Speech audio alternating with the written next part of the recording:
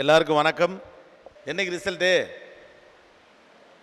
18 17 12 இன்னைக்கு என்ன தேதி? இன்னும் ஒரு வாரம் தான் இருக்கா? 6 நாள் 10 நாள் தான் இருக்கா? 8 நாள். எவ்வளோ பேருக்கு விட விடன்னு இருக்கு? சும்மா கை தூக்குங்க. கை தூக்கியாலே விட விடங்க தான். என்ன மொத்தமே இவ்வளோ பேர் தான் இருக்கீங்களா? என்ன எல்லாம் அம்மா அப்பாவாக இருக்காங்க? சரி சொல்லலையே, எவ்வளோ பேருக்கு பயமாக இருக்கு ரிசல்ட்டு? எனக்கெல்லாம் இப்போ கூட ஒரு கனவு வரும் அடிக்கடி. தூக்கத்தில் நான் பயந்து அதிர்ந்து எழுந்து உட்காருகிற ஒரு கனவு. அப்பா அப்படின்னு வேர்த்துரும் கிடுகிடுன்னு. என்ன கனவு அப்படின்னா, நான் வந்து 12th ஸ்டாண்டர்ட் பரீட்சை எழுதிட்டு இருப்பேன். எழுதிட்டு இருக்கையில் அந்த மேற்பார்வையாளர் சூப்பர்வைசர் இருப்பாங்கள்ல, டக்குன்னு வந்து பேப்பரை பிடிங்கி டைம் முடிஞ்சிருச்சு போங்க அப்படிம்பாங்க. சார் சார் சார் சார் 5 நிமிஷங்கள் வெளியே பிடிச்சி தள்ளுவானுங்க. ஐயோ போச்சே அப்படின்னு வெளியில் வருவேன். பக்குன்னு எழுந்திரிச்சா அப்பா இது கனவு தான், நல்ல வேளை நம்ம 12th ஸ்டாண்டர்டை முடிச்சிட்டோம் அப்படின்னு இருக்கும். மனுஷனுக்கு சிம்ம சொப்பனம் அப்படின்னா 12th ஸ்டாண்டர்ட் தான். ஏன்னா this is the one which is going to change your life whether you like it or not. வாழ்க்கையில் நீங்கள் விரும்பினாலும் விரும்பாவிட்டாலும் உங்களுடைய வாழ்க்கையுடைய மிக முக்கியமான மாற்றத்தை உங்களுக்கு கொண்டு வரப்போவது என்பது 12ஆம் வகுப்பு தேர்வுகள் அப்படிங்கிற காரணத்தினால ஒட்டுமொத்தமாக எல்லோரும் அதை மிக முக்கியமானதாக பார்க்கிறோம். ஓகே, எவ்வளோ பேருங்க 1000க்கு மேலே எடுப்பீங்க? நீ எவ்வளோ மார்க்குன்னு என்ன கேட்கக்கூடாது. ஓகே, எவ்வளோ பேர் 1000க்கு மேலே எடுப்பீங்க? என்ன ஒருத்தவங்க கூட கை தூக்கல? இப்போ தான் அநியாயத்துக்கு மார்க் எடுக்கிறீங்களேயா? 10th 500க்கு 510 எடுப்பான்னு நினைக்கிறேன் அடுத்த வருஷம். கையை தூக்குங்க பயப்படாமல். இதுக்கு மேலே என்ன பிரச்சனை? சும்மா கோபி கேட்டான்னு சொன்னேன்னு சொல்லிவிட்டு போயிடலாம். அம்மா அப்பாலாம் 5-6 பேர் தூக்குறாங்க நம்பிக்கையா. அவர் தூக்குறாரு. பஸ் நீங்களாம் பியூசி 12th கிடையாது. சரி 1900லேருந்து 1000 ஒரு 4 பேர் ஒட்டுக்கா தூக்குறாங்க ஒரு செட்டு. 900லேருந்து 1000 அடுத்தடுத்து உட்காந்து பரிச்சை எழுதுனீங்களா? 800 to 900 மீதி பேரா ஃபெயிலா என்ன? இப்போலாம் யாருமே 800க்கு கீழேலாம் எடுக்கிற மாதிரி இல்லையப்பா. அசால்ட்டாக தான் மார்க் எடுக்கிறீங்களேப்பா. Okay fine, what are the mark maybe, that's a different thing. எப்போதுமே 12ஆம் வகுப்பு பரீட்சைக்கு முன்னால் இருக்கக்கூடிய காலகட்டத்தை மிக முக்கியமான காலகட்டம் அப்படின்னு சொல்லுவாங்க. நம்மளாம் இப்போ 3 வருஷம் படிக்கிறோம் இல்லையா? 12th standard. Normally we do 3 years. இப்போலாம் டிகிரி லெவலுக்கு படிக்கிறாங்க 12th standard. 10th standard லீவ்லேருந்து start பண்ணிடுறது 12th ஸ்டாண்டர்டுக்கு. 10th ஸ்டாண்டர்ட் லீவு, அப்புறம் 11th ஸ்டாண்டர்ட். 11th ஸ்டாண்டர்ட்லாம் படிக்கிறதே கிடையாது. ஏன்னா 11th ஃபெயில் இல்லைன்னு ஒரு சிஸ்டம் இருக்குது. இப்போவும் இருக்கான்னு தெரியல. வாய்மொழியாக 11th யாரையும் பெருசாக ஃபெயில் ஆக்கிறாதீங்க. 11th ஒருத்தர் ஃபெயில் ஆனால் 60+ அர்த்தம். அவ்வளோ மோசமான மட்டும் தான் ஃபெயில் ஆகும் அப்படிங்கிற மாதிரி ஒரு condition. So 10th standard leave, 11th standard leave, அப்புறம் 12th ஸ்டாண்டர்டு இவ்வளவு சேர்த்து தான் மொத்தமாக படித்து 12th ஸ்டாண்டர்டில் நாம் எல்லோரும் மார்க்கெல்லாம் எடுக்கிறோம். அதில் ஒரு 1100 மார்க் எடுக்கிறது எது? 3 வருஷம் படித்து 1000 மார்க் எடுத்துவிட்டு நான் பயங்கரமாக மார்க் எடுத்தேன்னு கதை விடுறது. அதுக்கு பேர் ஃபெயிலு இல்லையா? ஒரு வருஷம் படிக்க வேண்டிய படிப்பை ஒரு மனுஷன் ஒரு வருஷம் தான் படிக்கணும். 3 வருஷம் படிச்சுட்டு 1100 எடுத்தா என்ன, எடுக்காம போனா என்ன? எனிஹாவ். ஆனால் என்னை பொறுத்த வரைக்கும் நான் ரொம்ப முக்கியமான காலகட்டம் நினைக்கிறது இந்த 12th ஸ்டாண்டர்ட் லீவ்னு ஒன்று இருக்குல்ல, that's the most important thing. காரணம், வாழ்க்கையில் மிக முக்கியமான சொந்த முடிவை நீங்கள் எடுக்கிற காலகட்டங்கிறது அதுதான். This is the first time that you are going to take your decision on your own. வாழ்க்கையில் ரொம்ப முக்கியம் என்ன? முடிவெடுக்கிறது. நான் அடிக்கடி சொல்லுவேன், எல்லா மேடைகள்லையுமே சொல்லுவேன், 3 முக்கியமான முடிவுகள் தான் வாழ்க்கையில் மிக முக்கியமான முடிவுகள். அது 3 மட்டும் உங்களுக்கு சாதகமாக அமைகிற பட்சத்தில் லைஃப்பில் அது யாருக்காக இருந்தாலும் சந்தோஷமாக இருக்கும். முதல் விஷயம், பிடிச்ச புரிஞ்ச படிப்பு. Point number 1. இந்த பிடிச்ச புரிஞ்ச கடையில் பெரிய டிஃப்ரென்ஸ் இருக்குது. பிடிச்ச படிப்பு வேறு, புரிஞ்ச படிப்பு வேறு. ரெண்டையும் கன்ஃபியூஸ் பண்ணிக்காதீங்க. பிடித்த புரிஞ்ச படிப்பு ஒன்று. அந்த படிப்பு மட்டும் நமக்கு பிடிச்ச மாதிரி அமைஞ்சு போய் புரிஞ்ச படிப்பை படிச்சுறது ஒன்று. 2வது பிடித்த வேலை, நமக்கு பிடிச்ச ஒரு வேலையில் போய் உட்காந்துருது. 3வது பிடித்த வாழ்க்கை துணை, அது பையனோ பொண்ணோ, புருஷனோ பொண்டாட்டியோ நினச்ச மாதிரி அமைஞ்சிருது. எவ்வளவு இந்த 3வது விஷயம் மட்டும் எவ்வளோ பேருக்கு கரெக்டாக அமையும் அப்படின்னு தெரியாது. அட்லீஸ்ட் இந்த ஃபஸ்ட்டு 2 விஷயத்தையாவது ஒரு மனுஷன் கரெக்டாக பண்ண ட்ரை பண்ணலாம். பட் இந்த 3 விஷயத்துலையும் சரியான முடிவு எடுக்கிறவன் வாழ்க்கையில் எந்த பிரச்சனையுமே சந்திப்பதில்லை. அந்த அடிப்படையில் வாழ்க்கையுடைய முதல் முக்கிய முடிவை நீங்கள் எடுக்க போகிறீர்கள். நம்முடைய வீடுகளின் அமைப்பை பொறுத்த வரைக்கும், சமூக அமைப்பை பொறுத்த வரைக்கும் எல்லாத்துக்கும் சுதந்திரம் இருக்குது அப்படின்னு சொன்னாலும் கூட கிட்டத்தட்ட 12ஆம் வகுப்பு வரைக்குமே நம்மளெல்லாம் பெருசாக முடிவெடுக்க விடுறதெல்லாம் கிடையாது. 10th ஸ்டாண்டர்ட் படித்து முடிச்சவனே நான் காமர்ஸுக்கு போகிறேன் என்னவன, சயின்ஸில் சேர்த்தது, சயின்ஸுக்கு போகிறேன் என்னவன, அதெல்லாம் கிடையாது. நம்ம வீட்டு ஒரு ஆடிட்டர் ஃபுல்லாக வரணும், நீ உடனடியாக அக்கௌண்ட்ஸில் போய் ஒகேஷனல் குரூப்பில் சேரு அப்படின்னு இழுத்து விட்டதுன்னு கிட்டத்தட்ட இது மாதிரியான முடிவுகள் தான் இது வரைக்கும் எடுக்கப்பட்டிருக்கு. ஆனால் வாழ்க்கையில் மிக முக்கியமான முதல் முடிவு என்பது அடுத்து நீங்கள் என்ன படிக்க போகிறீர்கள்னு 12th ஸ்டாண்டர்டுக்கு பிறகான இந்த காலகட்டம் தான். Make use of it. என்னை பொறுத்த வரைக்கும் this is the most important time. ஒட்டுமொத்தமாக கடந்த 15 ஆண்டுகளுக்கு மேலாக நீங்கள் படித்த படிப்பினுடைய ரிசல்ட் என்பது இந்த மார்க் ஒரு பக்கம் வரப்போகுதுன்னா இன்னொரு பக்கம் அடுத்து நீங்கள் என்ன செய்ய போகிறீங்க அப்படிங்கிறது தான். If the first decision is right, automatically the second, third decision will be right. இந்த முதல் முக்கியமான முடிவு மட்டும் மிகச்சரியாக இருக்கிற பட்சத்தில் 2வது முடிவு மிகச்சரியாகவே வந்துவிடும். நீங்கள் பிடித்த வேலையை அடைந்து விட முடியும். மூணாவது, பிடிச்ச படிப்பு படித்து பிடிச்ச வேலையில் இருந்தோம்னா பிடிச்ச மாதிரியான ஒரு வாழ்க்கை துணை அமைத்துக் கொள்வதற்கான சாத்தியக்கூறுகள் என்பது இயல்பாகவே அமைஞ்சிடும். அப்போ you are the first yard. நீங்கள் முதல் முக்கியமான முடிவு எடுக்கக்கூடிய இடத்தில் இருக்கிறீர்கள். Now you are no more kids, you are adults. இங்கே இருக்கிறவர்களுக்குலாம் கிட்டத்தட்ட ஒரு 16 வயசு தொட்டிருப்பீங்க இல்லையா? 12th ஸ்டாண்டர்ட்னா 12+5 16 17 வயதில் இருக்கக்கூடியவர்கள் தான் எல்லாருமே. இனிமேல் சின்ன பிள்ளைங்கள்லாம் கிடையாது. அம்மா முந்தனை பிடிச்சிட்டு அலையிறது, அப்பாவோட வேட்டி சட்டையெல்லாம் பிடிச்சிக்கிட்டு சுற்றுறதெல்லாம் கிடையாது. It is your world now that you need to tell what you are going to do. அடுத்து என்ன படிக்க போகிறோம் அப்படிங்கிறது தான் லைஃப்பில் இது முக்கியமான முடிவாக இருக்கும். உங்கள் படிக்கணும்னு ஆசைப்படுறவங்களுக்கு ஒரு 4 விஷயம் நான் சொல்லுவேன். இன்றைக்கி சொல்லப்போனால் ஒரு காலகட்டத்தில் இருந்த மாதிரி கருப்பு சட்டை வெள்ளை சட்டை மட்டும் இருந்தால் கன்ஃபியூஷனே கிடையாது. இன்றைக்கி ஏகப்பட்ட பேண்ட் சட்டை வச்சுருக்கோம். எந்த பேண்ட்டை போடுறது எந்த சட்டையை போடுறதுன்னு தெரியாமல் கடைசியில் இருக்கிறதுலே கேவலமான ஒரு பேண்ட் சட்டை எடுத்து போட்டுட்டு வெளியில் வருவாங்க. இப்போ நான் வரல, அது மாதிரி எது மேலே இருக்கோ அதை எடுத்து போட்டுக்கிறது. எதுக்கு மேட்சிங்கு எதுக்கு இல்லை அப்படிங்கலாம் கணக்கெல்லாம் கிடையாது. when there are less of an opportunities, people are less with confusions. ஆனால் அதிகமான ஆப்பர்ச்சுனிட்டிஸ் இருக்கிற பட்சத்தில் மனுஷனுக்கு என்ன பிரச்சனை வருதுன்னா, எது பெஸ்ட்டாக இருக்கும் அப்படின்னு ட்ரை பண்ணி கடைசி வரைக்கும் ஒரு பெஸ்ட்டையுமே சூஸ் பண்ணுறது கிடையாது. பாயிண்ட் நம்பர் 1, எந்த படிப்பை நீங்கள் படிக்க வேண்டும் என்று நினைக்கிறீர்களோ அந்த படிப்பு குறித்த எல்லா தகவல்களையும் முதலில் சேகரிக்க பாருங்கள். ஒரு காலகட்டத்தில் நீங்கள் என்ன படிக்கிறீங்கிறது மந்திரிச்சு வாங்க அப்படியே நம்ம சொல்லுவாங்களோ அது மாதிரி தான். என்ன படிக்க போகிறோம்லாம் தெரியாது. இந்த படிப்பில் இது இருக்கும், எக்கனாமிக்ஸ் இருக்கும், காமர்ஸ் இருக்கும், மெக்கானிக்கல் இன்ஜினியர் மெக்கானிக்கல் ரிலேட்டடாக ஏதோ இருக்கும், ட்ரிபிள் ரிலேட்டடாக எலக்ட்ரிக்கல் ரிலேட்டடாக ஏதோ இருக்கும், சிவில் ரிலேட்டட்னா கட்டடம் கட்டலான்னு ஒற்றை வரியில் தான் நமக்கான விளக்கக்கூறுகள்லாம் முன்னால் கொடுக்கப்பட்டது. கிட்டத்தட்ட 10-15 ஆண்டுகளுக்கு முன்னதாக ஒரு படிப்பிலே படிக்க சேர்க்கிறதுக்கு முன்னதாக ஒரு மனிதனுக்கு கிடைத்திருந்த வாய்ப்பு அந்த விஷயம் குறித்து தெரிந்து கொள்வதற்கான சந்தர்ப்பங்கிறது இவ்வளவு மட்டும்தான். ஆனால் இன்றைக்கு கல்வியினுடைய முறையும் மாறி இருக்கிறது. இன்றைக்கு இருக்கக்கூடிய கல்விக்கூடங்களுடைய சூழ்நிலைகளும் கூட மாறி இருக்கிறது. நீங்கள் எந்த படிப்பை தேர்வு செய்ய வேண்டும் என்று ஆசைப்படுகிறீர்களோ அந்த படிப்பு தொடர்பான அத்தனை விஷயங்களையும் அக்குவேராக ஆணிவேராக கல்லூரிகள் சொல்லுகின்றன. இது போன்ற கல்விசார் நிகழ்ச்சிகள் நடக்கிறது. கூகுள்னு ஒரு கடவுள் இருக்கிறான். இன்னைக்கு அவங்ககிட்ட போய் தட்டுனோம்னா கொட்டுறான், என்னென்ன படிக்கலாம், எங்கே படிக்கலாம், என்னென்ன படிப்பெல்லாம் இருக்குது அப்படின்னு. இதை தாண்டி இது போன்ற கல்லூரிகள் நிகழ்ச்சிகள் நடத்துகிற போது கல்லூரிக்கு நேராக நீங்கள் போய் விசிட் பண்ணலாம். கல்லூரியில் அது சார்ந்த தொழில்நுட்ப வசதிகள் இருக்கான்னு பார்க்கலாம். கல்லூரியுடைய சீனியர்ஸ்ட்டை பேசலாம். இன்னும் சொல்லப்போனால் சில கல்லூரிகளில் இங்கேயும் இருக்குன்னு நினைக்கிறேன், நேராக டீச்சர்ஸையும் ப்ரொஃபஸர்ஸையும் சந்தித்து பேசலாமா சார்? உங்கள் காலேஜில் உண்டாது ப்ரொஃபஸர்ஸையும் அதான் இங்கே மேடையில் புரியலை, சாரி, ப்ரொஃபஸர்ஸையும் சந்தித்து பேசலாம். இப்போ இங்கே இருக்குங்கிறாங்க. If you want to go and choose a course that you can meet your teachers before that. ஒரு காலகட்டத்திலலாம் இந்த காலேஜிலலாம் நமக்கு யார் வாத்தியார் வராங்கன்னே தெரியாது. எல்லாரும் உட்காந்துருப்பாங்க. ஃபஸ்ட்டு ஒரு வாத்தியார் வருவார், அப்போ தான் தெரியும் இவர் ஃபிசிக்ஸ் வாத்தியார்னு. அதுக்கப்புறமா ஒருத்தர் வருவார், இவர் தான் கெமிஸ்ட்ரி வாத்தியாருங்க. அது ஒரு வாரம் குழப்பாங்க, யார் ஃபிசிக்ஸ் யார் கெமிஸ்ட்ரி. ஃபிசிக்ஸ் கெமிஸ்ட்ரி மாதிரி இருக்கும், கெமிஸ்ட்ரி ஃபிசிக்ஸ் மாதிரி இருக்கும், எல்லாமே கொச்சன்னு இருக்கும். Now when you getting into the picture that you can go with a clear picture. உங்களுக்கான படிப்பு என்னவென்று நீங்கள் தீர்மானித்து விட்டால் அந்த படிப்பு குறித்த அனைத்து தகவல்களையும் தெரிந்து கொள்வதற்கான வாய்ப்பு இருக்கிறது. தட் இஸ் வை செட், என்னை பொறுத்த வரைக்கும் இந்த 12th ஸ்டாண்டர்டுக்கு அப்புறமா கல்லூரிக்கு முன்னால் போய் சேருவதற்கு முன்னால் காலகட்டம் மிக முக்கியமானதுன்னு சொல்கிறதுக்கான காரணம் என்னென்னா, உங்களுடைய எதிர்கால வாழ்க்கையை நீங்களாக தீர்மானித்துக் கொள்வதற்கான வாய்ப்பை இந்த காலகட்டம் தான் தருது. ஏன்னா பெரும்பாலும் அதுக்கு முந்தைய காலகட்டத்தில் என்ன கோர்ஸ்லாம் யாரும் யோசிக்கலாம் கிடையாது. 12th ஸ்டாண்டர்டில் நல்ல மார்க் எடுக்கணும், படுறான்னு வச்சுவானுங்க நம்ம ஊரில். ஒரு மனுஷனை எவ்வளவு நோகடிக்க முடியுமோ அவ்வளோ நோகடிச்சு கிட்டத்தட்ட 12th முடிச்சுட்டு அவன் போய் ஆஸ்பத்திரியில் படுக்கிற லெவலில் ஏதோ காஷ்மீர் போரில் ஈடுபட்ட மாதிரி இருப்பான். பாதி போய் பைத்தியம் முடிச்சு அரை மண்டலாக சுற்றிருப்பான். ரீஜெனிவேஷன் பண்ணி தான் திரும்பி அனுப்பணும். அதுவும் இப்போ நீட்டு வேறு வந்துச்சா வராதா, இருக்கா இல்லையா, வரும் ஆனால் வராது, அந்த டோன்லேயே ஓட்டுறானுங்க.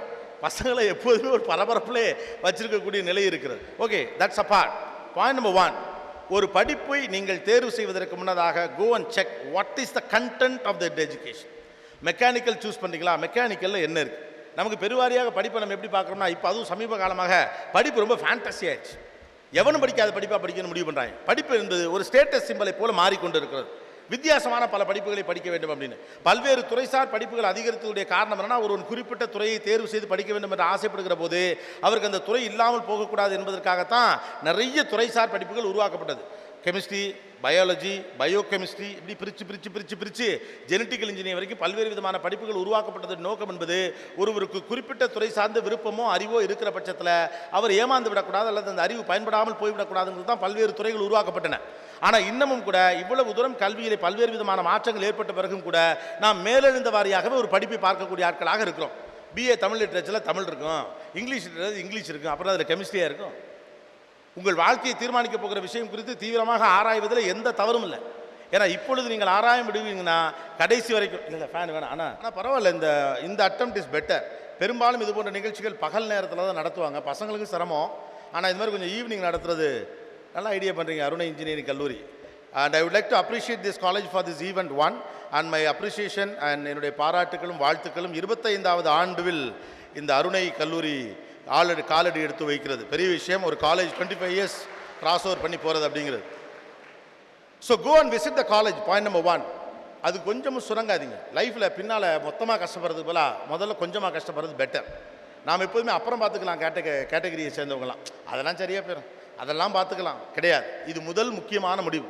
இது வரைக்கும் நம்ம பெற்றோர்களை எந்த விஷயங்களுக்காக திட்டமோ அந்த விஷயம் இப்போ நம்ம மேலே வருது. எங்கள் வீட்டில் சரியாக முடிவெடுக்கலை, எங்கள் வீட்டில் புரிஞ்சு முடிவெடுக்கலை, எங்கள் வீட்டில் உங்களுக்கு விவரம் பத்தாது அப்படின்னு இத்தனை நாள் நம்ம சொல்லிட்டு இருந்தோம்ல. இப்போ முதல் முறையாக உங்களுக்கு விவரம் தெரியுதுன்னா you go and check now. இந்த நேரத்தில் தயவு செய்து சோம்பி இருந்து விடாதீர்கள். போங்க, go and check with your seniors, go and check with your fellows who done that course.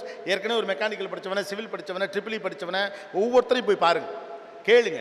சப்ஜெக்டில் என்ன இருக்குன்னு போங்க, சிலபஸில் என்ன இருக்குன்னு பாருங்கள். நான்லாம் படித்த போனப்போ சிலபஸில் என்ன இருக்குலாம் தெரியாது. நான் மேனேஜ்மெண்ட் டிகிரி படித்தேன். மேனேஜ்மெண்ட் டிகிரியில் கிட்டத்தட்ட 21 மேஜர். 21 மேஜரோடைய பேர் மட்டும் தான் தெரியும், உள்ள என்ன கண்டென்ட் இருக்குன்னே தெரியாது. சிலபஸ்னு ஒன்று போட்டிருப்பாங்க, எதுனே தெரியாது. பட் இப்போ நீங்கள் சிலபஸ் வரைக்கும் போய் ஆராய முடியும். அப்போ தான் உங்களுக்கு தெரியும் இந்த படிப்பு நமக்கு பிடிச்ச படிப்பா புரிஞ்ச படிப்பான்.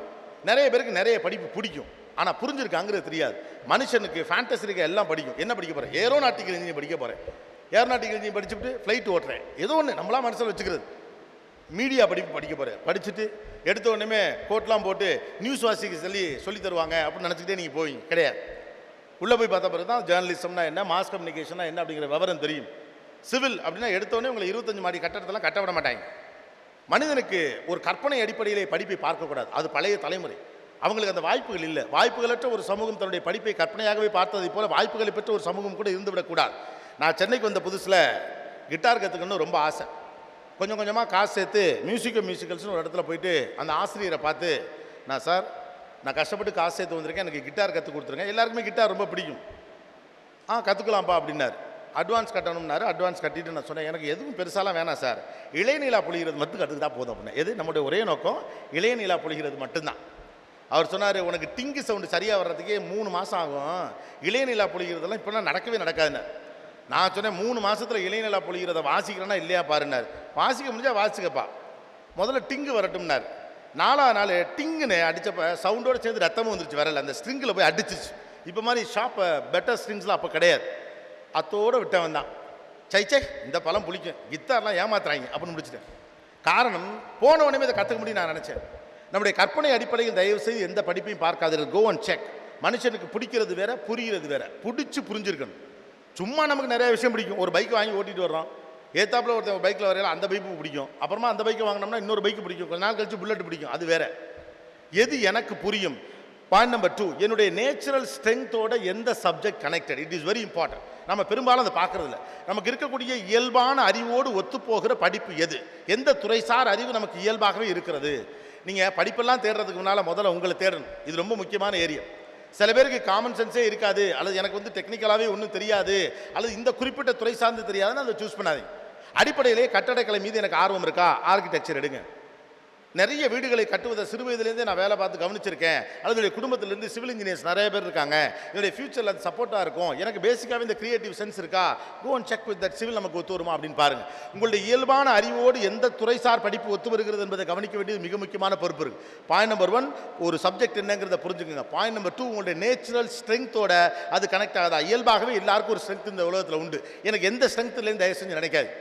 உங்களுடைய இயல்பான அறிவோடு எந்த படிப்பு ஒத்து போகிறது என்பது இரண்டாவதாக கவனிங்கள். 3வது முக்கியமான முடிவு, ஃபேண்டசி அடிப்படையில் கோர்ஸ் சூஸ் பண்ணாதீங்க. இப்போலாம் நம்ம பசங்க எப்படி கோர்ஸ் சூஸ் பண்ணுறது தெரியுமா? மச்சான் சின்ன வயசுலேருந்து நம்மளாம் ஒன்றா படித்தோம், இனிமேல் ஒன்றாவே படிப்போம். ஆமாம், நீங்கள் மம்முட்டியும் ரஜினிகாந்தும் தளபதிகள் என்ற தளபதி அப்படின்னு சேர்ந்தே இருக்க போகிறீங்களா என்ன? லைஃப்பில் பிரிதலும் சேர்தலும் இயல்பாக நடக்கக்கூடிய விஷயம். படிப்பு என்பது உங்களுடைய வாழ்க்கையை தீர்மானிப்பது. அவனுக்கு மெக்கானிக்கல் செட் ஆகணும், அவன் மெக்கானிக்கல் படிங்க. உங்களுக்கு ட்ரிபிள் தான் படிக்க வரலாம், ட்ரிபிள் படிங்க. இன்னொருத்தர் சிவிலில் இருந்தால் நல்லது தான். 5 நண்பர்கள் இருக்கீங்கன்னா 5 பேர் 5 டிபார்ட்மெண்ட்டில் படித்தா நாளைக்கு நீங்கள் 5 பேர் சேர்ந்து கூட ஒரு மிகப்பெரிய தொழிலை பண்ணலாம். நீங்கள் சின்ன பிள்ளைத்தனமா நம்ம நட்பு பிரிஞ்சிடவே கூடாது. ஒரு கிளாஸில் படித்தா தான் நட்போட இருக்கணுங்கிற அவசியம்லாம் கிடையாது. 2வது வர க்ரோன் அடல்ட் நவ். ஒன்றா ஒட்டுக்க அந்த மொத்தமாக 4 பேர் வரிசையாக கை தூக்குனாங்க பாருங்க, 900 to 1000, 4 பேர் ஒரே குரூப்பை எடுத்தீங்க, உதவுலுங்க. கோ அண்ட் செக்.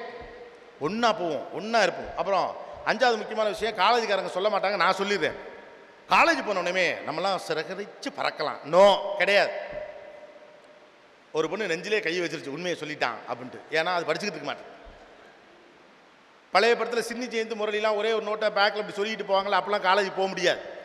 லைஃப்பில் நீங்கள் ஒரு விஷயத்தை ஒத்துக்கணும், வயது கூட கூட கூட பொறுப்பு அதிகரிக்கும், குறையாது. நாம் குழம்பிக்கிறோம் வயது. ஆனால் அந்த வீடுகள் நமக்கு என்ன சொல்லுது, இப்போ முடிச்சிரு இனிமேல் பொறுப்பு இல்லாமல் இருக்கலாம், இப்போ முடிச்சிரு பொறுப்பு இல்லாமல் இருக்கலாம். அது அப்போதைக்கு தீனி காட்டுகிற வேலை இது. ஒரு அப்படி இந்த மாட்டுக்கு முன்னால் ஒரு இதை போட்டு அப்படியே போவாங்க, அது எட்டவே எட்டாது கடைசி வரைக்கும் இந்த மாட்டுக்கு, அதை பார்த்தே அது போகுங்கிற மாதிரி சின்ன வயசில் சொல்லுவாங்க. 6ஆம் கிளாஸ் வந்துட்ட பொறுப்பாக இருந்து 6ஆம் கிளாஸ் ஒழுங்காக படிச்சுட்டுனா அதுக்கப்புறம் மேற்படிப்பு நல்லா போயிடலாம், 7ஆம் கிளாஸ் நல்ல ஸ்கூலில் சேர்ந்துடலாம், இப்போ ஒழுங்காக படி அப்படிம்பாங்க. இப்போலாம் எல்கேஜிலே ஆரம்பிச்சிட்டாங்க. எல்கேஜியில் ஒழுங்காக படித்தா தான் ஃபஸ்ட் ஸ்டாண்டர்ட் நல்ல ஸ்கூலுக்கு போகலான்னு ஆரம்பிக்கிறாங்க. This is LKG, you need to be very careful அப்படின்னு எல்கேஜியில் சொல்கிறாங்க. அதுக்கடுத்து சரி நான் அதை நம்பி ஒருத்தன் படிக்கிறான்னா 1ஆம் கிளாஸ் போனோன்னையும் நீ இது வரைக்கும் ப்ரீ ஸ்கூலில் இருந்தப்பா, யூகேஜி எல்கேஜி கிடையாது, ஃபஸ்ட் ஸ்டாண்டர்ட் வந்துட்ட, இனிமேல் டேபிள்ஸ்லாம் இருக்குது உனக்கு அப்படின்ட்டு 1ஆம் கிளாஸ் போய் ஏதோ பிரதமருக்கு பாடம் எடுக்கிற மாதிரி எடுக்கிறாங்க. அதுக்கடுத்து 6th ஸ்டாண்டர்ட் வந்த உடனே 8th ஸ்டாண்டர்டுக்கு ஒரு பப்ளிக் எக்ஸாமினேஷன் பேர், அந்த காலத்தில் அதுக்கு இஎஸ்எஸ்எல்சின்லாம் பேர். So you need to be very கேர்ஃபுல்ங்கிறாங்க. 8ஆம் கிளாஸ் வரைக்கும் ஓகே, இனிமேல் இது வரைக்கும் 8ஆம் கிளாஸ் வரைக்கும் நல்லா படிச்சிட்டா அப்புறம் மேலே போயிடலாம் இருக்குன்னு பையனை நம்பி 8ஆம் கிளாஸ் பொறுப்பாக படிக்கலாம். 8ஆம் கிளாஸ் முடித்தவொடனே 10th ஸ்டாண்டர்ட் ஃபீவர் ஆரம்பிச்சிருது. வாழ்க்கையின் மிக முக்கியமான பருவம். 10ஆம் வகுப்பில் நீ எவ்வளவு மார்க் எடுக்கிறாயோ அதை வைத்து தானுடைய எதிர்காலம் தீர்மானிக்கப்படும். கோபால் பல்படி எங்களுக்கு வேறு எங்கும் கிளைகள் இல்லை அப்படிங்கிற லெவலுக்கு ஒரு மனுஷனை நகர்த்தி எடுத்துகிட்டு போகிறாங்க. ஸோ 10ஆம் கிளாஸோட நமக்கு பொறுப்பு முடிஞ்சிடும் போல் இருக்குது. இந்த 10ஆம் கிளாஸ் வரைக்கும் ஒழுங்காக படித்து நல்ல பிள்ளையாக இருப்போம், விளையாட வேண்டாம், டிவி பார்க்க வேண்டாம், 2020 வேண்டாம், டிவி வேண்டாம், சினிமா வேண்டாம், எதுக்கும் போக வேண்டாம் அப்படின்னு நம்ம படிக்கிறோம். 10th முடித்த உடனே நிம்மதி முடிஞ்சிச்சு நினச்சா ஹிஸ்ட்ரி பரிச்சை எழுதிட்டு வெளியில் வரல, அப்பா நிற்கிறார், தம்பி 12th ஸ்டார்ட் ஆக போகுது அப்போ. அந்த புக்குக்கெலாம் விட்டறிஞ்சிட்டு ஒருத்தன் சந்தோஷமாக வெளியில் வரலே 10th ஸ்டாண்டர்ட் லீவ்லேருந்தே 12th ஸ்டாண்டர்ட் படிக்க ஆரம்பிச்சிட்டாங்க. 12th தாண்டா வாழ்க்கையில் மிக முக்கியமான விஷயம். இது மட்டும் இது வரைக்கும் நீ பண்ணது ஒன்றும் கிடையாது, இது மட்டும் நீ ஒழுங்காக பண்ணிட்ட உன் வாழ்க்கையில் எங்கேயோ போயிரு அப்படின்னவனையும் இவனும் டையின்னு மேலே பார்த்து, கண்ணா 2 எழுத்து ஆசையா, சரி வா படிப்போம் அப்படின்னு 12th படிக்கிறோம். 12th முடிச்சுட்டு சந்தோஷமாக படித்து முடித்தோம்னா இதோட முடிச்சுன்னா கோபிநாத் மாதிரி ஒருத்தன் வந்து இது வரைக்கும் நீங்கள் படித்தது ஒன்றுமே கிடையாது, இனிமே படிக்க வேண்டியதான் முக்கியம் அப்படின்னு. ஆக்சுவலாக இது வரைக்கும் நம்மளை வீடுகளை ஏமாத்துச்சு நம்மளை, அல்லது நமக்கு அப்போதைய தேவைக்காக நம்மளை நிம்மதியாக இருக்க வைக்கணுங்கிறதுக்காக ஒரு ஊக்கம் இருந்து போல் அப்படி சொன்னாங்க. வாழ்க்கையில் ஒரு நாளும் அப்படி நடக்காது. உங்கள் வயது ஏற ஏற ஏற உங்கள் பொறுப்பு கூடும். உங்கள் தந்தையை கேட்டுக்கங்க, உங்கள் தாயை கேட்டுங்க. அவர் தான் நல்லா வந்துட்டார்ல, படிச்சு கிடிச்சு சம்பாரிச்சு 2 பிள்ளையும் பெற்று இந்த ஊருக்கும் ப்ரூவ் பண்ணி வீடு வாங்கியாச்சே, நிம்மதியாக இருக்காரா கேளுங்க. அவர் இன்னும் ஓடணும். லைஃப்பில் அப்படி நடக்காது. அந்த ஓட்டை நின்று போச்சுன்னா மனுஷன் செத்துருவான். இப்போ நீங்கள் அடல்ட் ஆகிட்டீங்க, நீங்கள் க்ரோன் அடல்ட். உங்களுக்கு இந்த உண்மையை நான் சொல்கிறதுக்கு தயங்கலை. நம்ம வீடுகள் சொன்னதை போல் உங்களை நான் இப்போ ஏமாற்ற விரும்பலை. காரணம் இப்போ நீங்கள் பெரிய பிள்ளையாயிட்டீங்க. சின்ன பிள்ளையாக இருக்கும்போது இந்த தத்துவத்தை உங்களுக்கு சொன்னால் அவங்களுக்கு புரியாது. வாழ்க்கை முழுக்க நான் கஷ்டப்படணுமா நீங்கள் வருத்தப்பட்டுவீங்கிற காரணத்துக்காக உங்களுக்கு அப்படி சொல்லாமல் இருந்திருக்கலாம். உண்மையிலேயே நீங்கள் வளர வளர வளர வளர உங்களுடைய ரெஸ்பான்சிபிலிட்டி கூடும். அப்போ ஸ்கூலை விட காலேஜுக்கு நீங்கள் கூடுதலாக தான் நேரம் ஒதுக்கணும். நீங்கள் இதெல்லாம் இல்லாமல் பழைய சினிமா படம்லாம் பார்த்துட்டு ஒத்த நோட்டை எடுத்துக்கிட்டு இப்படி ஆட்டிக்கிட்டு போயிடலாம் தயவு செஞ்சு நினைக்காதீங்க. நீங்கள் ஃபஸ்ட் டே கிளாஸுக்கு போனோன்னே என்ன நடக்கும் நானே சொல்லிடுறேன். ஏன்னா வீட்டில் வேறு யாருக்கும் சொல்ல மாட்டாங்க.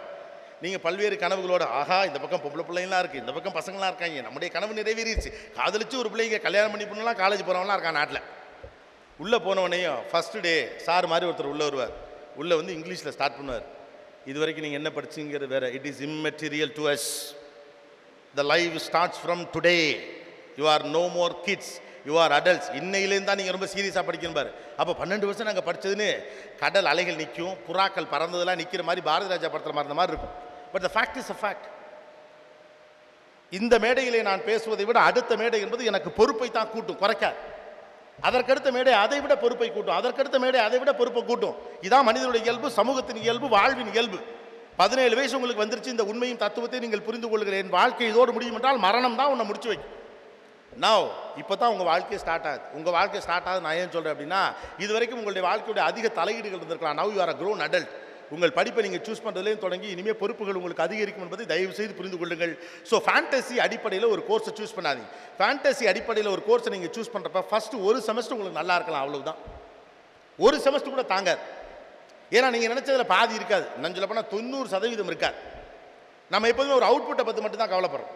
ஓ இது படித்தா இது ஆகலாம், ஒரு பைலட் ஆகணும்னா ஏரோநாட்டிக்கல் இன்ஜினியர் ஆகணும். அப்படி ஏரோநாட்டிக்கல் இன்ஜினியருக்கு பைலட்டுக்கு என்ன சம்மந்தம்னு எனக்கு தெரியல. நாமவே பல கற்பனைகள் வச்சுருக்கோம். சினிமாவில் பார்த்துட்டு MBA படிக்கணும் அப்படின்னு நினைக்கிறோம். நானும் அப்படி நினச்சவன் தான். ரோஜா படத்தில் அரவிந்த் சாமியை பார்த்துட்டு நம்மளும் IAS ஆகணும்னு நிறைய பேர் தெரிஞ்சான். மணிரத்னம் படத்தில் அப்போ நிறைய ஹீரோஸ் MBA தான் படிப்பாங்க, தெரியுமா இல்லையா? அதுக்காகவே MBA படிக்கணும்னு ஆசைப்பட்டவங்களாம் இருக்கான். தொலைது சினிமா கூட ஏதோ ஒரு வகையில் இன்ஸ்பிரேஷனாக இருக்குன்னு. ஆனால் அந்த கற்பனை என்பது 15 வருடத்துக்கு முந்தைய கற்பனை. இப்பவும் இந்த தலைமுறை அப்படி இருக்கணுங்கிற அவசியம்லாம் கிடையாது. Go and check whether that course goes with your natural fitness or not. உங்களுடைய இயல்பான அறிவோடும் தகுதியோடும் தொடர்புடையதாக அது இருக்கிறதா இல்லையா என்பதை தயவு செய்து புரிந்து கொள்ளுங்கள். அந்த முடிவை நீங்கள் எடுங்கள். ஃபேண்டசி அடிப்படையில் கோர்ஸுக்கெல்லாம் சூஸ் பண்ணாது. நாங்கள்லாம் அப்படி சூஸ் பண்ணியிருக்கோம் ஒரு காலகட்டத்தில். நாங்கள் படிக்கிற போது டிப்ளமோஸ் நிறைய படிக்கலாம். டிப்ளமோ படிக்கலாம்னா 6 மாதத்தில் நீங்கள் தபால் வழியாக அஞ்சல் வழியாக படிக்கக்கூடிய ஒரு வாய்ப்புகள்லாம் இப்போ இருந்தது நார்த் இந்தியன் யூனிவர்சிட்டிஸில். 6 மாதம் 6000 ரூபாய் அந்த கோர்ஸுக்கு நீங்கள் பே பண்ணணும். நாங்கள் என்ன பண்ணுவோம் தெரியுமா, அந்த லிஸ்ட்டை எடுத்து பார்ப்போம், எதில் அதிக எழுத்து இருக்கோ அதை படிக்கிறது. எது எம்ஏ டிபி பிஎம்ஆர் அப்படின்னு ஒரு பரீட்சை இருக்கும். Master of administration personality development என்னமோ ஒரு கருமம். அது படித்தா என்ன, படிக்காம போனால் என்ன, 7 எழுத்து வருதுடா, 6000 ரூபாய்க்கு 7 எழுத்து அதை போடு அப்படின்னு. அப்போ கூட வெறும் எழுத்துக்காக படித்த நாங்கள்லாம் இப்படி தெரிஞ்சுட்டோம். அப்போவே சின்சியராக ICWA 12th ஸ்டாண்டர்ட் முடித்த உடனே நீங்கள் ப்ரிப்பேர் பண்ணலான்னு இருந்த ஒரு படிப்பை மிகச்சரியாக சூஸ் பண்ண ஒருத்தன் சுந்தரம் ஃபினான்ஸில் படித்து முடித்தோடனே பெரிய போஸ்டிங் போய் உட்காந்தோம். Life is all about taking decisions. நீங்கள் எவ்வளோ நல்லா படிக்கிறீங்க நல்லா படிக்கலைங்கிறது அடுத்த விஷயம். மிகச்சரியான முடிவை எடுங்க. எங்கே சார் நம்மளை முடிவு எடுக்க விடுறாங்க, வீட்டில் தான் உசுறு எடுக்கிறாங்களேங்கிற உங்கள் மைண்டு வாய்ஸ் வெளியில் கேட்குது. It's a fact. ஏன் நம்முடைய வீடுகள் நம்முடைய முடிவை எடுக்க விடாமல் அவர்களே தடுக்கிறார்கள்? பாயிண்ட் நம்பர் 1, நம்முடைய முடிவு குறித்தவர்களுக்கு தீர்மானமான நம்பிக்கை இல்லாமல் இருப்பதற்கான காரணம், நாம் தீர்வுகளை மிகச்சரியாக சொல்லுவதே கிடையாது. எனக்கு அது பிடிச்சிருக்கு, நான் படிக்கணுங்கிறல்ல, இது வரைக்கும் நீங்கள் சொல்கிறது நான் கேட்டல, இப்போ நாங்கள் சொல்கிறது நீங்கள் கேளுங்க. என்ன பஞ்சாயத்தை நடத்துறீங்க, இது வரைக்கும் அவங்க சொன்னால் நீங்கள் கேட்டீங்க, நீங்கள் சொல்கிறது அவங்க கேட்கறது வாழ்க்கை சார். இதுதான் படிப்பு. இந்த படிப்பை படிப்பதன் மூலமாக இப்படிப்பட்ட வாழ்க்கை முறை எனக்கு கிடைக்கும், இதன் வழியாக இந்த அறிவு கிடைக்கும், இதன் வழியாக இந்த வேலை கிடைக்கும், இதன் வழியாக சம்பாத்தியம் கிடைக்கும், இதன் வழியாக திருப்தி கிடைக்கும், இதன் வழியாக சமூகத்திற்கு என்னால் பங்காற்ற முடியுங்கிற விஷயங்களை உங்கள் தாய் தந்தைக்கு சொல்லக்கூடிய அளவுக்கு உங்களிடம் தகவல் இருக்கா? மெக்கானிக்கல் இன்ஜினியரிங் அல்லது EEE ECE ஏதோ ஒரு கோர்ஸ்னா அந்த கோர்ஸில் என்ன இருக்குது, படித்தா என்ன வேலை கிடைக்கும், என்ன வேலை கிடைச்சா எவ்வளோ சம்பளம் கிடைக்கும், இல்லை உங்களுக்கு அந்த கோர்ஸ் ஏன் பிடிச்சிருக்கு, அதை வச்சு ஒரு ஸ்டார்ட் அப் கம்பெனி ஆரம்பிக்க முடியுமா அல்லது வெளிநாட்டுக்கு போக முடியுமா, இது சம்மந்தப்பட்ட எந்த தகவல்களாக நம்ம கையில் இருந்தால் நம்ம பெற்றோர்களை கன்வின்ஸ் பண்ணலாம். நம்மகிட்ட தான் தகவல் இல்லையே, நாமளே என்ன சொல்கிறோம், எழுத்து வீட்டுக்காரமாக தானே சொல்கிறோம், அதெல்லாம் கிடையாது, ஈஸி படிக்கணும். அவர் என்ன நினைக்கிறாரோ, அவருக்கு தெரிஞ்ச நம்ம குடும்பத்தில் படித்த யாரோ ஒருத்தர் சொல்றது அவர் கேட்குறாரு, அவ்வளவுதான். அவருடைய அறிவுக்கு உட்பட்டு யாரோடு பழக்க வழக்கம் இருக்கிறதோ அவர் செய்கிறாங்க. நம்ம குடும்பத்தில் யாரோ ஒரு சித்தப்பாவோ மாமாவோ EEE படித்து அவர் துபாய்க்கு போய் நல்லா சம்பாதிச்சதுனா இவனும் நல்லா சம்பாதிச்சவான நம்ம பிள்ளை, நாம பட்ட கஷ்டத்தை அவன் படக்கூடாதுங்கிற எண்ணத்தில் அவர் சொல்லலாம். உண்மையிலே உங்களுக்கு அந்த கோர்ஸ் குறித்த மிகச்சரியான தகவல் இருக்குன்னா, இந்த படிப்பு வேண்டாம், இந்த படிப்பு நான் படிக்கிறேன், இந்த படிப்பு படித்தா இந்த ஸ்கோப் இருக்குங்கிற தகவல் உங்ககிட்ட இருக்கணும். இதுவரைக்கும் உங்கள் அம்மா அப்பாக்கள் உங்களுக்கு தகவல் சொன்ன காலம் போய் குறைந்தபட்சம் நீங்கள் அவர்களுக்கு தகவல்களை திரும்ப சொல்லுகிற போது அவர்கள் நிச்சயமாக ஏற்றுவாங்க. ஆனால் நம்ம அப்படி சொல்கிறது கிடையாது. என்னுடைய உரிமைகளை நீ தலையிடுகிறாய் என்ற ஒற்றை வரியிலே அவருடைய மட்டை அடிக்க பார்க்கணும். when you have lot of information to convey them, parents will accept. ஆனால் நம்ம பண்ணுறதில்லை. ஒரே வார்த்தையில் சொன்னால் அவங்களுக்கு புரியாது. நம்ம சொன்னால் கேட்கவே மாட்டாங்க. எங்கப்பா முரட்ட ஆள். யோசிச்சு பாருங்கள், உங்களுக்கு ஒரு 17 வயசு ஆகுது, இங்கே இருக்க ஒரு பையனோ பொண்ணோ, யாரோ ஒரு பையனோ பொண்ணையோ பார்க்குறீங்க அப்படின்னா, ஒரு 3 மாதத்தில் 6 மாதத்தில் காலம் முழுக்க வச்சு காப்பாற்றக்கூடிய அளவுக்கு நான் உனக்கு நம்பிக்கையானவன் 6 மாதத்தில் ப்ரூவ் பண்ணி போகிறீங்க இல்லையா? முந்தானத்து பார்த்த பிள்ளைகிட்ட 3 மாதத்துக்குள்ளே வாழ்க்கை முழுக்க உன்னை வச்சு காப்பாற்றுவேன்னு உங்களால் நம்பிக்கை ஏற்படுத்த முடியும்னா, 17 வருஷமாக உங்களை பெற்று வளர்த்து ஆளாக்கின உங்கள் அப்பா அம்மா கிட்டையும் அந்த உண்மையை சொல்லி புரிய வைக்க முடியும். எனக்கு இந்த படிப்பு தான் பிடிச்சிருக்கு நாம் சொல்கிறது. It must be a decisive thing. அவர்களுக்கு அறிவு இல்லை, புரிதல் இல்லைங்கிற குழப்பத்தோடு தயவு செஞ்சு பார்க்காதீங்க. நம்ம பசங்களுக்கு இப்போ ஒரு சிக்கல் இருக்குது, கொஞ்சம் இங்கிலீஷ் தெரிஞ்சவொடனே அப்பா அம்மாவுக்கு ஒன்றும் தெரியலன்னு நினச்சிட்றாங்க. இந்த அப்பா அம்மா தான் ஏதோ ஒரு நல்ல பள்ளிக்கூடத்தில் நம்மளை சேர்த்து விட்டாங்க. இந்த அப்பா அம்மா தான் கஷ்டப்பட்டு காசு பணத்தெல்லாம் மிச்சம் பண்ணி பிள்ளைங்களுக்கு இங்கிலீஷ் படிப்பு வேணுங்கிறதுக்காக வைத்த இறுக்கி பிடிச்சாங்க. இந்த அப்பா அம்மா தான் எங்கே கொண்டு போய் டியூஷனில் சேர்த்தா பிள்ளைங்க நல்லா படிக்கணும்னு கொண்டு போய் சேர்த்து விட்டாங்க. இந்த அப்பா அம்மா தான் நீங்கள் 10th படிக்கிறப்ப சேர்ந்து படித்தாங்க. இந்த அப்பா அம்மா தான் நீங்கள் 12th படிக்கிறப்ப சாமிக்கு இடுமுடிலாம் கட்டினாங்க. இந்த அப்பா அம்மா தான் நீங்கள் நல்ல மார்க் எடுத்தப்போ மொட்டை எடுத்துகிட்டு வந்தாங்க. நீங்கள் நல்லா இருக்கணுங்கிறத தவிர வேறு எதுவும் அவங்களுக்கு தெரியாது. யூ நீட் டு எக்ஸ்பிளைன் தம். தயவு செய்து அவர்களை புறக்கணிக்க வேண்டும் என்று முயற்சி செய்யாதீர்கள். அப்போ என்ன ஆகி போயிரும்னா, இந்த அப்பா அம்மா சொல்கிறதுக்கு விரோதமாக ஒரு படிப்பை படிக்கணுங்கிற எண்ணம் தான் இருக்குமே ஒழிய ஒழுங்கான படிப்பை படிக்கணுங்கிற எண்ணம் போயிடும். அப்புறம் என்னுடைய personal request to you people, தயவு செஞ்சு சம்பளத்துக்காக படிக்காது. வீடு என்ன வேணாலும் சொல்லட்டும் இல்லையா, வீடு என்ன வேணாலும் சொல்லட்டும், தயவு செய்து சம்பளத்திற்காக படிக்காதீர்கள். எப்போது பணத்திற்காக நீங்கள் படிக்க ஆரம்பிக்கிறீர்களோ உங்களுக்கு படிப்பின் மீது பிரியம் இருக்கா, அது உங்களை ஊந்தி தள்ளவே தள்ளாது. ஒரு செமஸ்டரில் எரிச்சல் வரும், 2ஆம் செமஸ்டரில் கோபம் வரும், ஏன்டா இந்த படிப்பை எடுத்தோம்னு இருக்கும், எதுக்குடா படிக்க வந்தோம்னு தோணும். தயவு செய்து பணத்தின் அடிப்படையிலேயே, my personal request, the most important request to you people, இந்த உலகமே சொன்னாலும் சரி, தயவு செஞ்சு சம்பளத்துக்காக படிக்காது. எப்போது பணத்திற்காக நீங்கள் படிக்க ஆரம்பிக்கிறீர்களோ படிப்பின் மீதே பிரியம் போகும், படிப்பின் நோக்கம் செத்து போகும். கல்வியின் வழியாக பணம் கிடைக்கிறது என்பதை நான் மறுக்கல, ஆனால் கல்வியின் வழியாக பணம் கிடைக்க வேண்டும் என்ற ஒற்றை நோக்கத்திற்காக படிக்காது. அப்படி நீங்கள் படிக்கிற போது உங்களுக்கு சமூகத்தின் மீதான எந்த பிரியமும் இல்லாமல் போகும். படிப்பு என்பது பல்வேறு விலைகளில் உங்களுக்கு தோல்வியை கூட தரலாம். படிப்பு என்பது நீங்கள் நினைச்சபடி படிக்க முடியாமல் போகலாம். படிப்பு என்பது உங்களுக்கு சிரமமாக இருக்கலாம். முன்னை விட அதிகமாக கஷ்டப்பட்டு படிக்க வேண்டியிருக்கின்ற அலுப்பு வரலாம். ஆனால் எப்போது பணத்தை தாண்டி இந்த சமூகத்திற்காக நான் படிக்கிறேன் அல்லது அறிவை விருத்தி செய்து கொள்வதற்காக படிக்கிறேன் என்ற எண்ணத்தோடு நீங்கள் படிக்க வரீங்களோ அப்போ படிப்பு தானாக வரும். அது எத்தனை செமஸ்டர் படித்தாலும் படிப்பு போர் அடிக்காது. தயவு செய்து பழைய தலைமுறை போல அம்மா அப்பாக்கள் சொல்லுவாங்க, நான் தப்பு சொல்கிறேன், நான் நம்ம பட்ட கஷ்டத்தில் ஒன்று கூட நம்முடைய பிள்ளை படக்கூடாதுக்காக காலம் முழுக்க கஷ்டப்பட்ட அம்மா அப்பா பிள்ளை படித்த உடனே ஒரு நல்ல வேலைக்கு போய் நிம்மதியாக சந்தோஷமாக இருக்குன்னு நினைக்கல. எந்த தப்பும் கிடையாது, குற்றமும் கிடையாது. படித்தவன் சம்பாதிப்பதை குற்றமாக நான் பார்க்கல. ஆனால் சம்பாதிக்கிறதுக்காக மட்டுமே படிக்கணும்னு நினைக்கக்கூடிய மனநிலையிலிருந்து தயவு செய்து வெளியே வாரு. அது உங்களுடைய பல்வேறு பாதைகளை கெடுத்துரும். நல்லா படிக்கணும், நல்லா செய்யணும், நல்லா புரிஞ்சு படிக்கணும்னா நீங்கள் நினைச்சதை விட கூட சம்பாதிக்கலாம். Money is a by product, believe me. ஆனால் நம்ம ஊரில் சொல்றது இல்லை. Money is a by product. எனக்கு அதில் எந்த தயக்கமும் கிடையாது சொல்லுவதில்லை. எனக்கு என்னுடைய சகோதர சகோதரிகள் மீது நம்பிக்கை இருக்கிறது. பணத்துக்காகத்தான் நீங்கள் படிக்கணுங்கிற எந்த அவசியம் கிடையாது. பணத்துக்காக நீங்கள் படிக்க நினைக்கிற எண்ணம் வர்றப்போ தான், நல்லா சம்பாதிக்கணுங்கிற எண்ணத்துக்காக மட்டுமே தான் நான் படிக்கணும் நினைப்பு வர்றப்போ என்ன ஆயிடுதுன்னா, ஈஸியான கோர்ஸ் ஒன்று எடுத்து படிக்க நினைக்குது. நோ, கிளடு கேட்ட என்ன நம்ப எது முடியாதுன்னு இந்த உலகம் சொல்லுதோ அதை முடிச்சு காட்டுறது தான் இளைஞரின் புத்திசாலித்தனமும் வீரமும். தயவு செஞ்சு எது ஈஸியோ அதை படிக்க நினைக்காதீங்க. எது உங்களுக்கு பிடிச்சிருக்கு புரிஞ்சிருக்கோ அதை படிங்க. இது ஈஸி அது ஈஸி. ஈஸின்னு இந்த உலகத்தில் ஒன்றுமே கிடையாது. எப்படி ஈஸின்னு ஒன்று இருக்க முடியும்? ஒரு விஷயம் உங்களுக்கு பிடிச்சிருந்தா புரிஞ்சிருந்தா அது ஈஸி, பிடிக்கல புரியலைன்னா அது கஷ்டம், அவ்வளோதான். அது என்ன கோர்ஸாக இருந்தாலும் சரிதான். அப்புறம் அந்த நல்ல படிப்பு கெட்ட படிப்புன்னு ஒன்று வச்சுருக்காங்க. இந்த வருஷம் அந்த கோர்ஸ் நல்ல படிப்பு, அடுத்த வருஷம் இந்த கோர்ஸ் கெட்ட படிப்பு. ப்ராபபிளி இருக்கலாம், எனக்கு தெரியல. அதை பற்றி தெரியாதப்ப நான் அறிவியல் ரீதியாக அதை பற்றி ஒன்றும் சொல்ல முடியாது. என்னை பொறுத்த வரைக்கும் படிப்பில் நல்ல படிப்பு கெட்ட படிப்புலாம் கிடையாது. படிப்பே நல்லது தான். அப்புறம் என்ன அதில் நல்ல படிப்பு கெட்ட படிப்பு?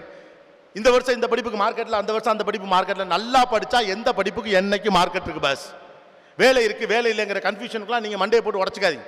ஒரு 10 வருஷத்துக்கு முன்னால் படித்தா அவ்வளோ பேருக்கு வேலை இருந்துச்சு, இப்போ ஒழுங்காக படிக்கிறவங்க வேலை இருக்குது, அவ்வளோதான். அதான் சரியும் கூட. இதில் என்ன தப்பு இருக்குது? இது படித்தா வேலை கிடைக்குமா, அது படித்தா வேலை கிடைக்குமா? எது படித்தா நம்மளால் வாழ்க்கையில் வேலை கிடைக்காட்டியும் ஜெயிக்க முடியும்னு பாரு. எது படித்தா தன்னம்பிக்கையோடு தலை நிமிர்ந்து நிற்க முடியும்னு பாருங்க. எந்த படிப்பு நம்பிக்கையை தருகிறதோ அதுதான் படிப்பு. எந்த படிப்பு வேலையை தருதோ அதுதான் படிப்பு. நீங்கள் எப்படி தீர்மானிப்பீங்க?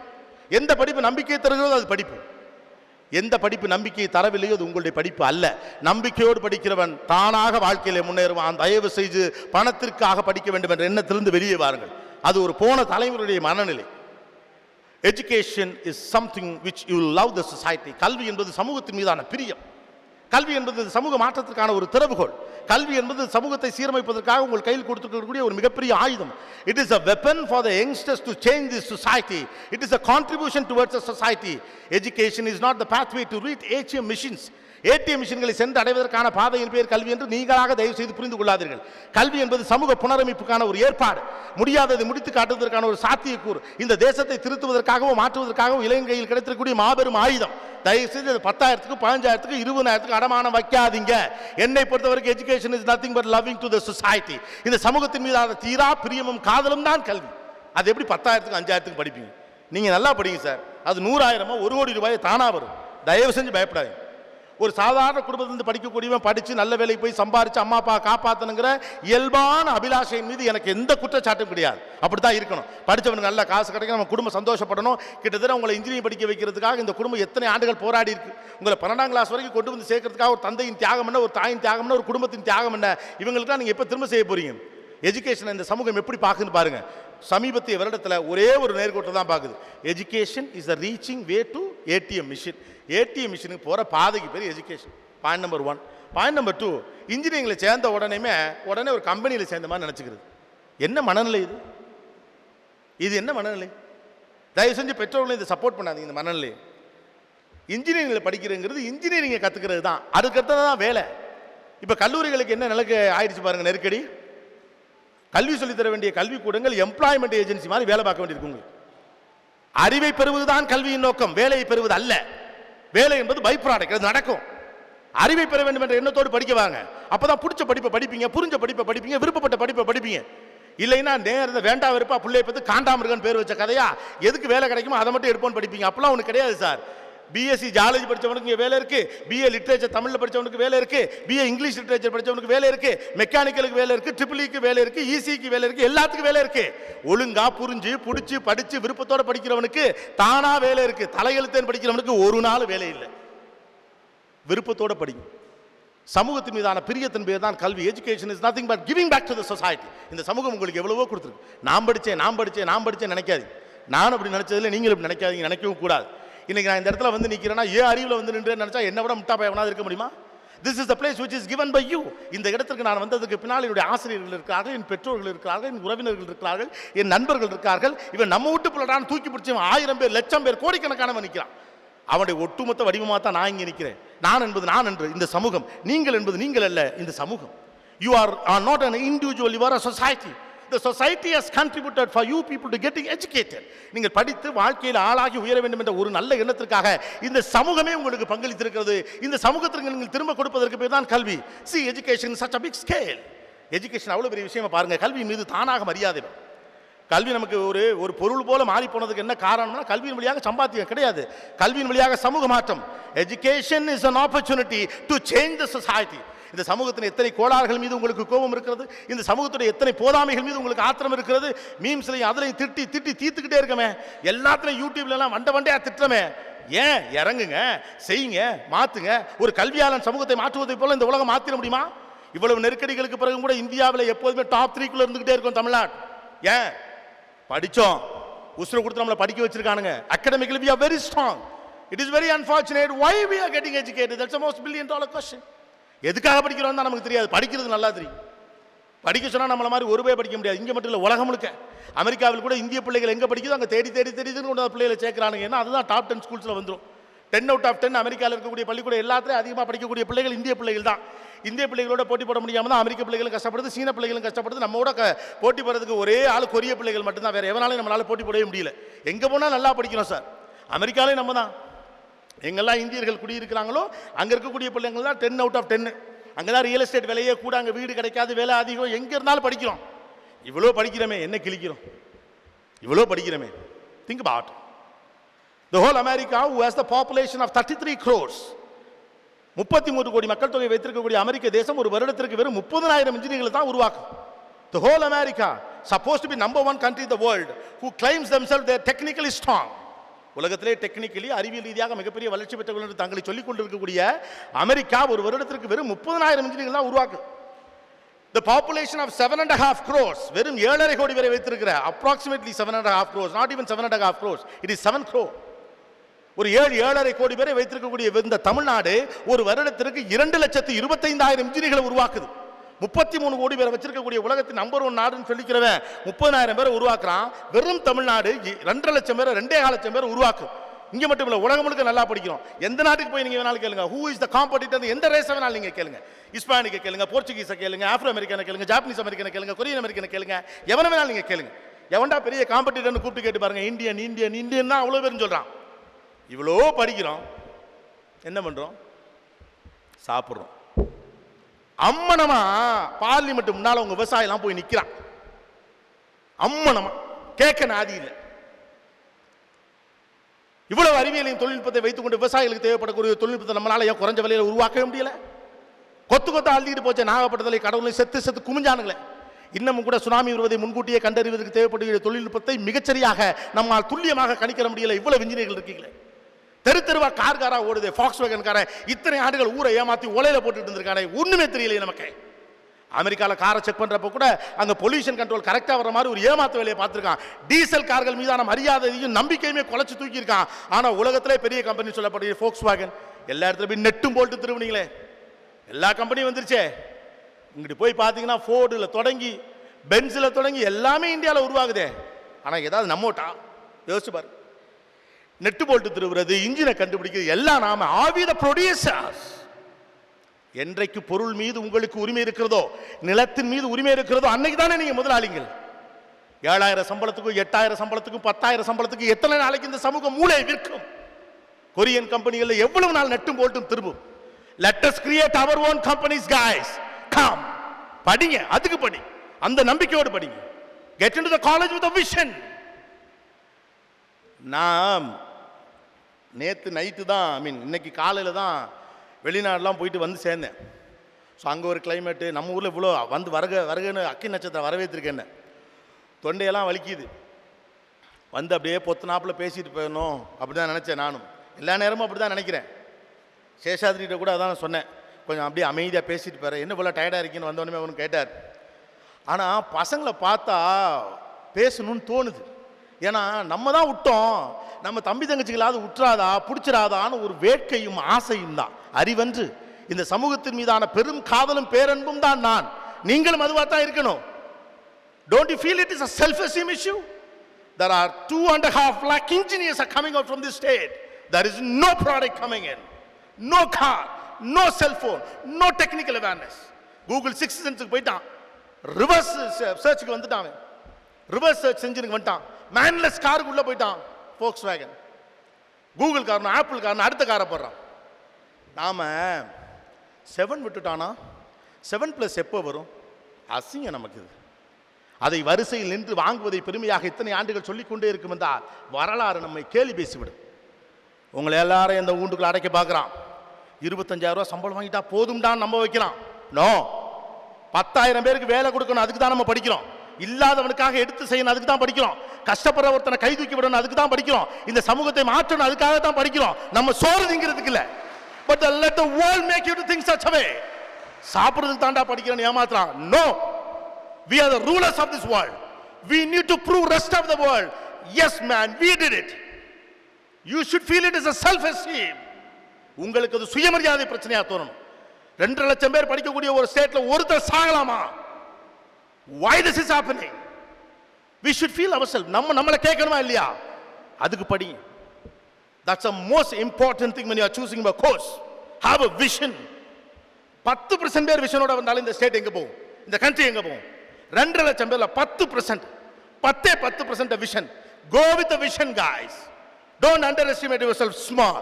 உங்களை தயவு செய்து குறைவாக மதிப்பிடாதீர்கள். உங்கள்கிட்ட நான் கேட்கிற ஒரே ரெக்வஸ்ட் அது மட்டும்தான். நீங்கள் யார் உங்களை குறைத்து மதிப்பிடுவதற்கு?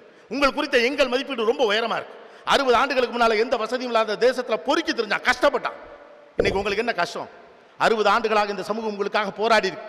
முள்ள வெட்டி ரோட்டை கிழிச்சு ஒத்தையடி பாதையை பெருசாக்கி மண் ரோடாக்கி தார் ரோடாக்கி சிமெண்ட் ரோடாக்கி அப்படி கொண்டாந்து உட்கார வச்சிருக்கான்.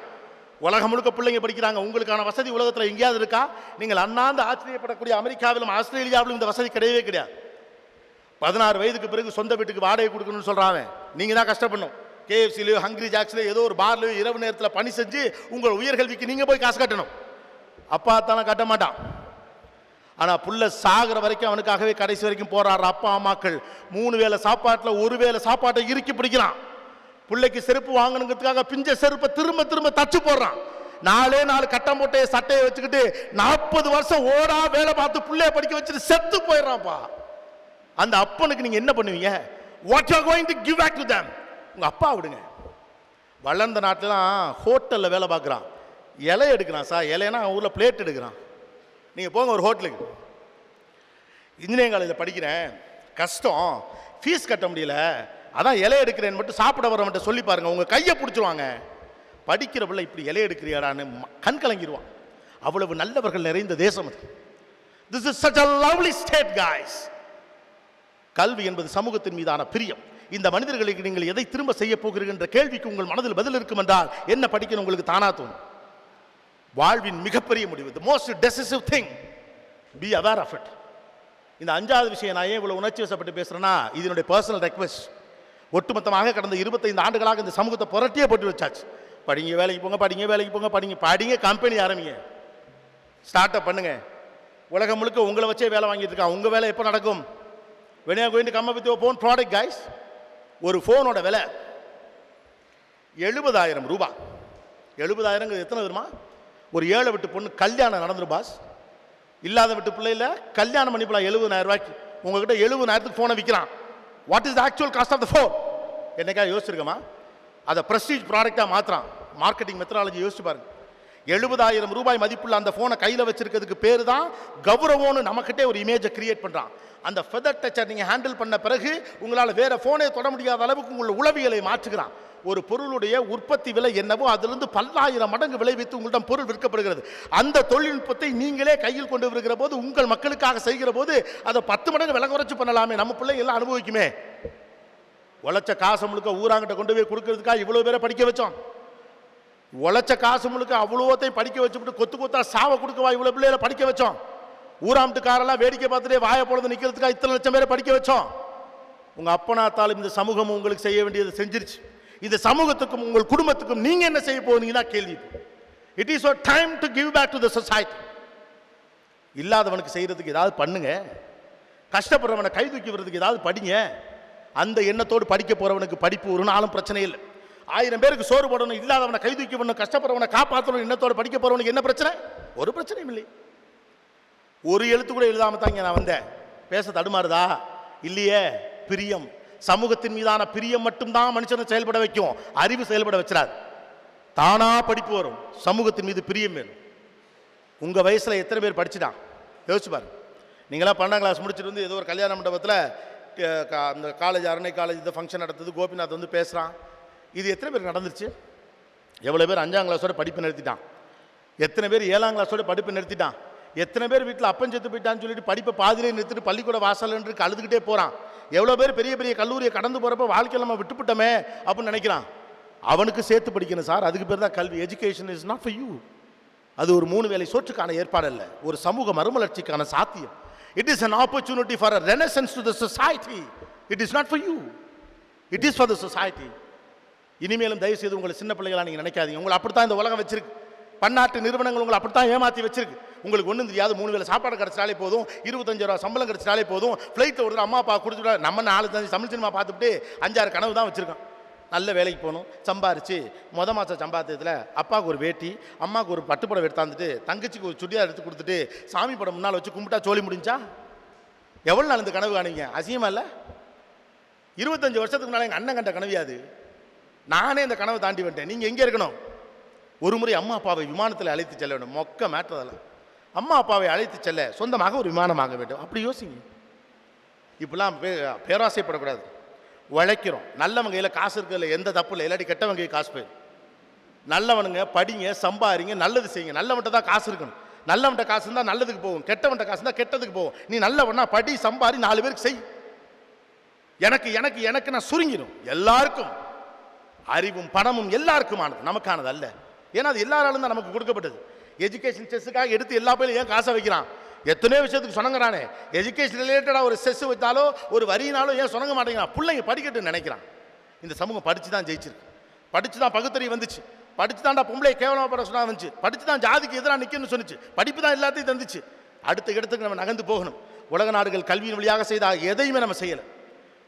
Apple is a company who is making $1 million. உலகத்திலேயே அதிகமான செல்போன்களை விற்கிது ஆப்பிளும் சாம்சங்.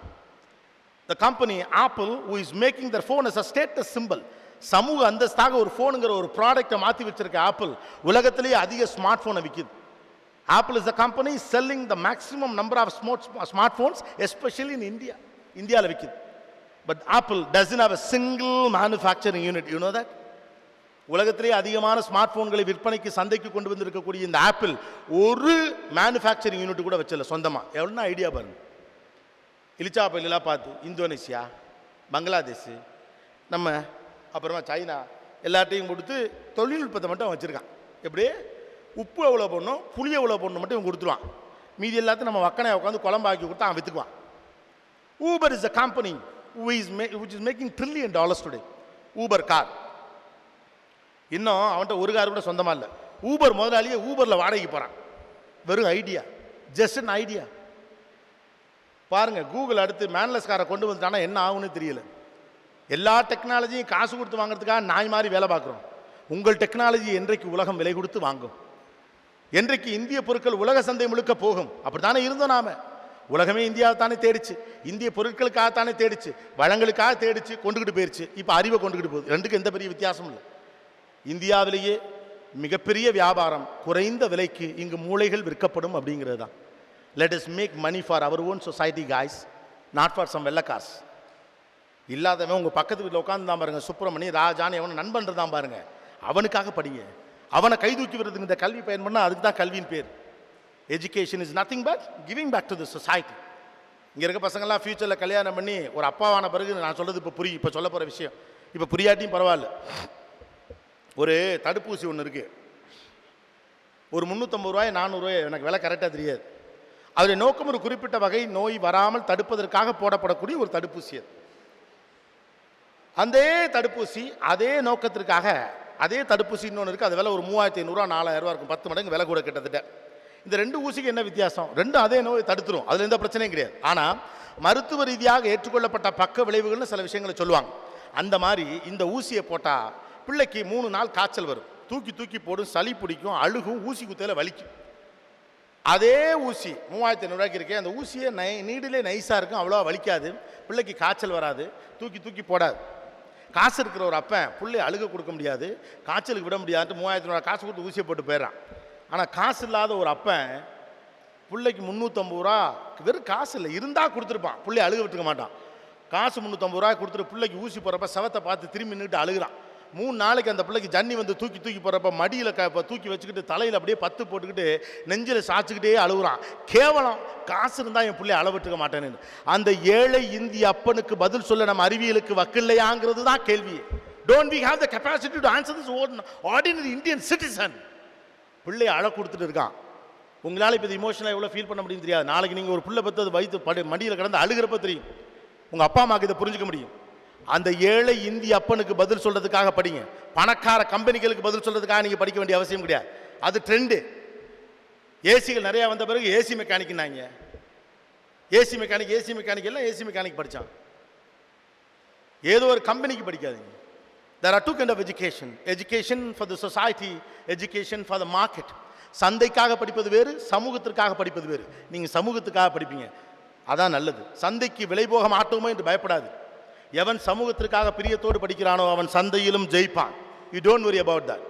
5 பாயிண்ட் தான். பாயிண்ட் நம்பர் 1, பிடித்த புரிந்த படிப்பை தேர்வு செய்யுங்க. பாயிண்ட் நம்பர் 2, எந்த படிப்பு பிடிச்சிருக்கோ அது உங்கள் நேச்சுரல் ஃபிட்னஸோட ஒத்துப்போகுதான்னு பாருங்கள். பாயிண்ட் நம்பர் 3, உங்களுக்கு பிடிச்ச படிப்பு குறித்த விவரங்களை கல்லூரியிலே நேரடியாக சென்று தெரிந்து கொள்ளுங்கள். ஆசிரியர்களோடு பேசுங்கள், முன்னாள் மாணவர்களோடு பேசுங்கள், கல்லூரியுடைய வசதிகளை தெரிந்து கொள்ளுங்கள், அதோடைய சிலபஸ் என்னங்கிறத புரிஞ்சுக்கங்க. 4வது முக்கியமான விஷயம், ஈஸியான கோர்ஸ் சேரணும், ஃபேண்டஸியான கோர்ஸ் நினைக்காதீங்க. 5வது, பணத்துக்காக படிக்காதீங்க. என்ன படிக்கணும்னு நான் சொல்ல மாட்டேன், ஏன் படிக்கணும்னு என்னால் சொல்ல முடியும். நான் விட்டதை என் தம்பி தங்கைகள் பிடிப்பார்கள்ங்கிற நம்பிக்கை இருக்குது. அதே நம்பிக்கை உங்களுக்கும் இருக்கும் நான் நம்புகிறேன்.